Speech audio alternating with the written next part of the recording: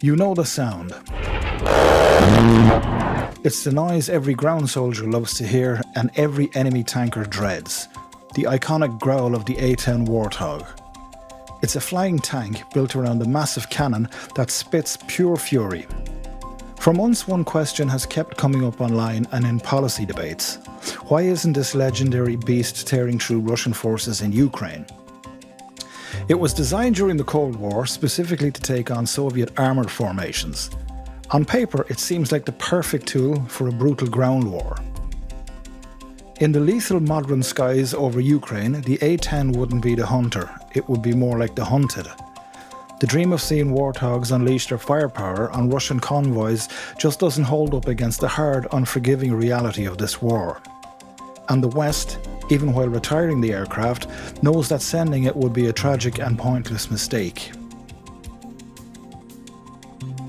What made the A-10 a legend in past conflicts is exactly what makes it unsuitable for the Ukrainian battlefront today. The Warthog was built for one specific job, close air support, or CAS. To do that, it has to fly low and slow, getting eyes on the target and making repeated attack runs. This was devastatingly effective in places like Iraq and Afghanistan, where the US and its allies had overwhelming air superiority. Flying low wasn't a risk. It was how the plane did its job. But Ukraine doesn't have anything close to air superiority. The airspace over the front lines is one of the most dangerous places on Earth, completely saturated with advanced Russian air defense systems. For a slow-moving, non-stealthy aircraft like the A-10, flying low wouldn't be a tactic, it would be suicide. Its low speed and need to get close to its targets make it a glaringly obvious target for modern heat-seeking and radar-guided missiles. We don't have to guess what would happen. We can just look at the A-10's Soviet-era counterpart, the Sukhoi Su-25 Frogfoot. Both Ukraine and Russia have used the Su-25 in this war, and the results have been brutal. Both sides have suffered significant documented losses of these ground attack jets shot down by sophisticated surface-to-air missiles and long-range air-to-air missiles from enemy fighters. In fact, Ukrainian officials have directly compared the A-10 to the Su-25, stating that despite its advantages, it would be just as vulnerable. An advisor to Ukraine's Ministry of Defense was clear, stating the A-10 would be a major target for Russian jet fighters and anti-aircraft defense. In a war where even faster, more advanced jets are at constant risk, sending in a slow 45-year-old aircraft designed for a totally different kind of fight would be a major mistake. So what exactly makes the skies so deadly for the A-10? It's not just a matter of soldiers on the ground with shoulder-fired missiles, though there are plenty of those. Russia has built a dense, layered air defense network all along the front lines. This includes highly mobile, medium-range systems like the Buk and the Tor, which are specifically designed to shoot down the exact kind of low and slow targets the A-10 will present. And the danger isn't just at the front. Deeper in occupied territory, Russia operates its powerful long-range S-300 and S-400 systems. These platforms create a massive anti-access bubble capable of detecting and engaging non-stealthy aircraft long before they get anywhere near their intended targets. On top of that, Russian fighters like the Su-35 and the MiG-31 patrol the skies, armed with long-range air-to-air missiles like the R-37M. These weapons can be fired from well outside the range of anything the A-10 could carry to defend itself. The Warthog, a ground attack airplane with no radar of its own, would be a sitting duck.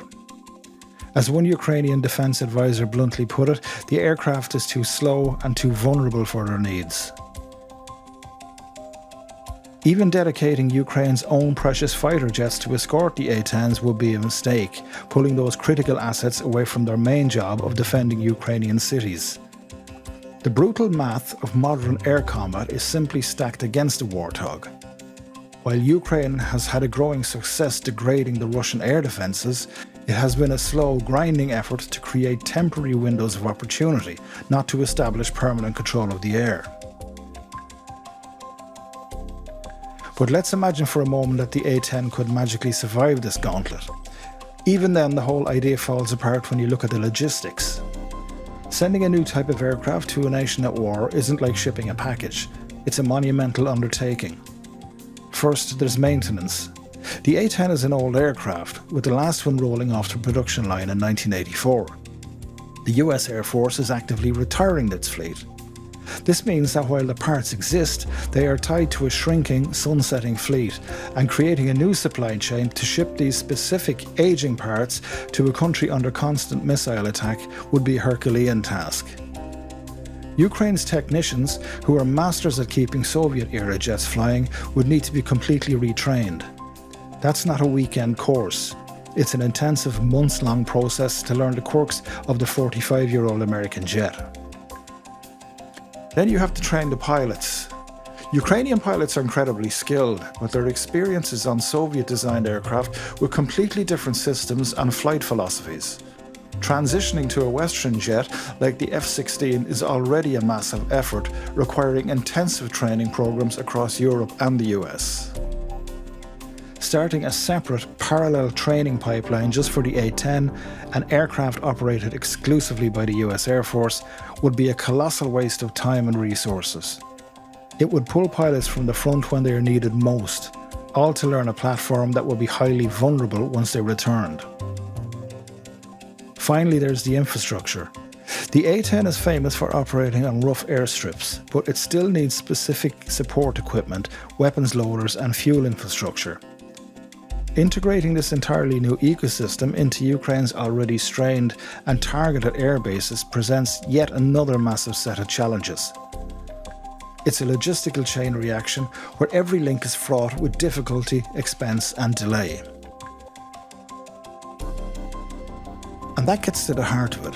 The West's hesitation and Ukraine's own focus are not about a failure to appreciate the A-10's legendary status. They're based on a cold, hard strategic calculation. Ukraine's most urgent need isn't to slow a specialised ground attack airplane. Its most urgent need is to control the sky. This is why Ukrainian officials have consistently prioritised multi-role fighters like the F-16. The F-16 is a fast and versatile platform.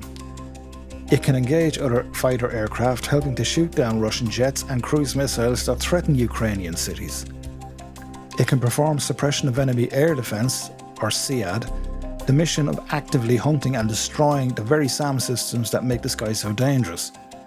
And it can also conduct ground attack missions, often with more advanced, longer-range precision weapons that let it strike targets without flying directly into the teeth of the enemy defences. There's also a grim political calculation for the United States. The prospect of dozens of iconic American-made A-10s being shot down in flames on the evening news without changing the war's outcome would be a propaganda gift to Russia and a major reputational blow to the US. The decision isn't about whether the A-10 is a good plane. It's about whether it's the right plane for this war right now. And all the evidence says it's not. The reality is that the A-10 is a relic from a different era of warfare, built for a battlefield where its survival was practically guaranteed. In the skies over Ukraine, its greatest strengths become fatal weaknesses. Its low, slow approach is an open invitation to destruction. Behind the lines, the logistical and training hurdles are a mountain of complexity that would drain precious time and resources for little strategic gain. The reluctance to send the Warthog isn't a sign of weakness or lack of resolve.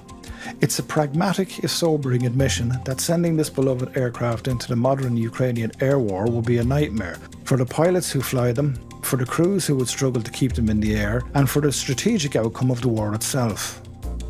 The nature of warfare has evolved, and the hard truth is that the A-10 to some degree has been left behind.